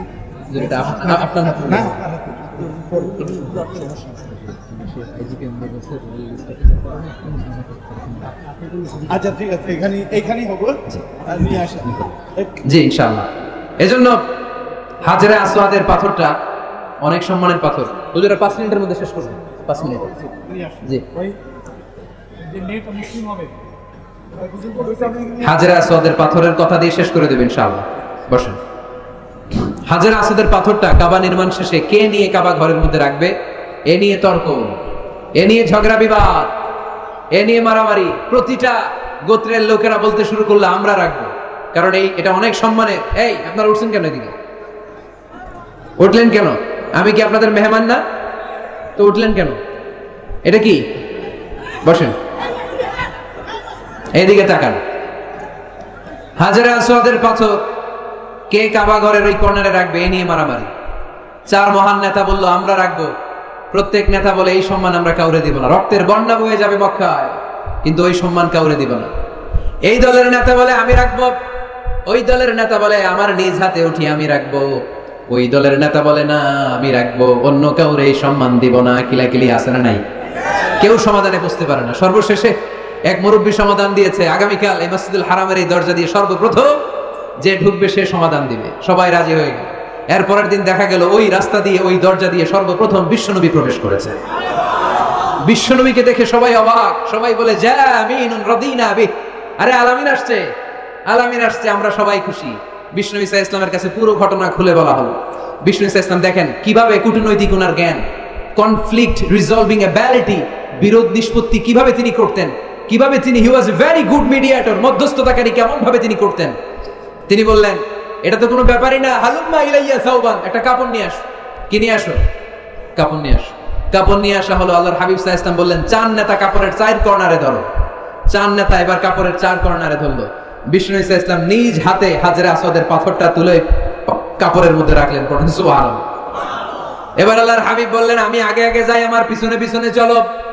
আল্লাহর হাবিবকে ফলো করে 4 মহান নেতা কাপড়ের কর্নার ধরে ধরে হাজরে আসওয়াদ পাথরটাকে বহন করে কাবা পর্যন্ত নিয়ে গেলেন। কাবার ওই কর্নারে যখন পাথর নিয়ে দাঁড়ানো হলো, আল্লাহর হাবিব ওই কাপড়ের মাঝখান থেকে নিজ হাতে হাজরে আসওয়াদের পাথরটা ধরে রুকনে হাজারুল আসওয়াদের মধ্যে রেখে দিলেন। এতক্ষণ কাউরে ধরতে দিবে না। এতক্ষণ নেতাদের ঘোষণা ছিল কি, কাউরে ধরতে দেব না, এখন কেউ ধরতে পারে নাই। আসল সম্মান বিশ্বনবীর দিকে গিয়েছে, চিল্লায় বলেন ঠিক কিনা। এভাবে তিনি কনফ্লিক্ট রিজলভ করতেন। সহিহ বুখারীতে একটা কিতাব আছে, কিতাবুস সুলহ, সন্ধির অধ্যায়, বাবু কওলিল ইমাম লি আসহাবিহি ইযহাবু বিনা নুসলিহ বাইনাহুম। আল্লাহর হাবিব সাল্লাল্লাহু আলাইহি ওয়াসাল্লামের একটা বিখ্যাত ডায়ালগ ছিল, কোথাও মারামারি দেখলেই আল্লাহর হাবিব সাল্লাল্লাহু আলাইহি ওয়াসাল্লাম বলতেন, আরে আমারে নিয়ে চল, আমি মিলাই দেব। সুবহানাল্লাহ পড়বেন না? আমরা কি মিলাই দেই না লাগাই দেই?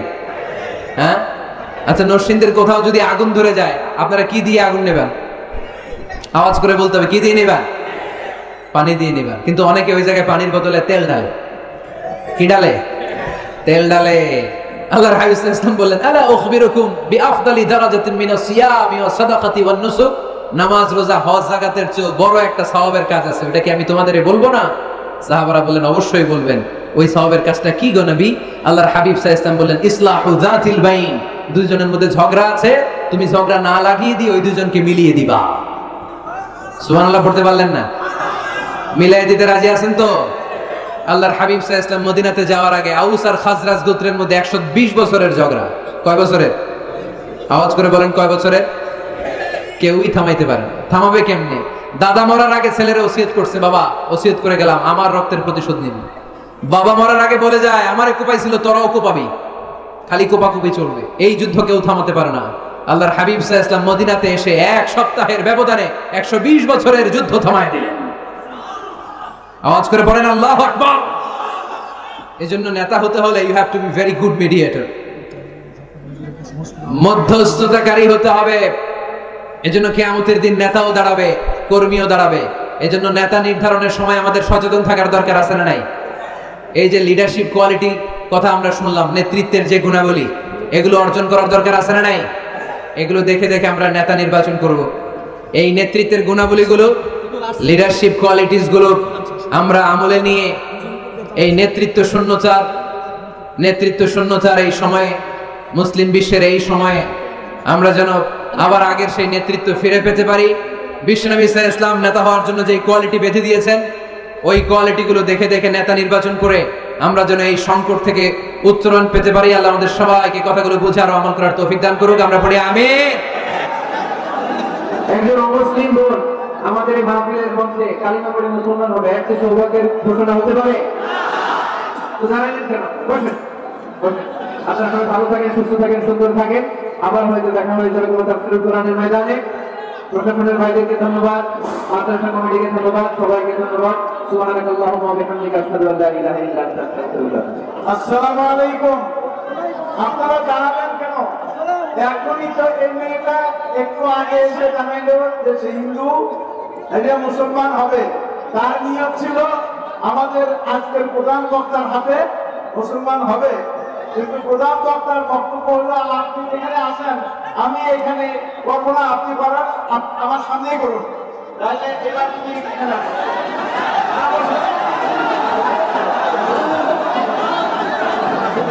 তোমার আগের নাম কি?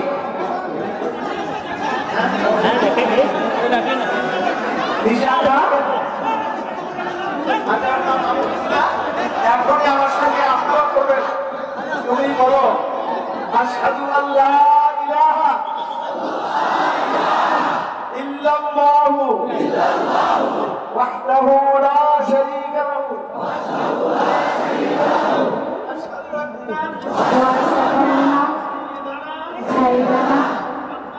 মুহাম্মাদান আবদুহু ওয়া রাসূলুহু।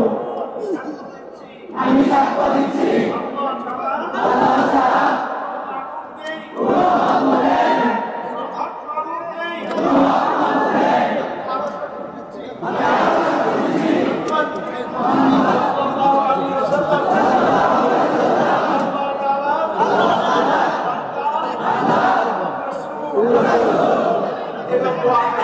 اللهم آمين. ربنا ظلمنا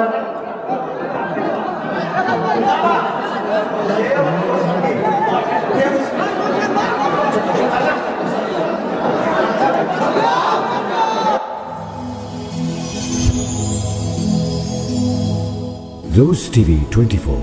Enjoy by listening to the Holy Quran.